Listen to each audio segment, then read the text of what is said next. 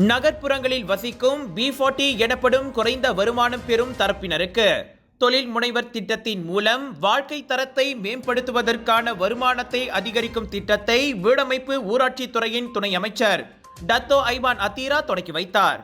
இவ்வாண்டு முதல் மொத்தம் 29 அரசு சார்பற்ற அமைப்புகள் தொழில் முனைவர் திட்டத்தில் பங்கேற்கும் குறைந்த வருமானம் பெறும் தரப்பினர் நகர்ப்புற பொருளாதார சமூகத்தை வலுப்படுத்தும் திட்டத்தில் பயன் அடைவதை உறுதிப்படுத்த வேண்டும். இந்த திட்டத்தை அமல்படுத்த இவ்வாண்டு 11 மில்லியன் ரிங்கேட்டை வீடமைப்பு ஊராட்சித்துறை அமைச்சு ஒதுக்கியுள்ளதாக ஐமான் கூறினார். B40 குடும்பங்களைச் சேர்ந்த 1060 பங்கேற்பாளர்கள் இத்திட்டத்தில் பயனடைவார்கள். மடானி அரசாங்கத்தின் மூலம் தீவிர வறுமை நிலைமையை கட்டுப்படுத்தும் நடவடிக்கையாக 2013ஆம் ஆண்டு முதல் இந்த திட்டம் அமல்படுத்தப்பட்டுள்ளது.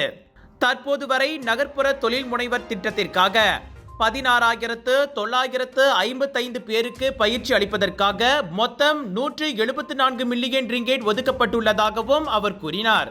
இந்த திட்டத்தின் மூலம் நாடு முழுவதிலும் உள்ள பங்கேற்பாளர்களுக்கு குறைந்தது 7 நாட்களுக்கு தொழில் முனைவர் பயிற்சிகளை பெறுவர்.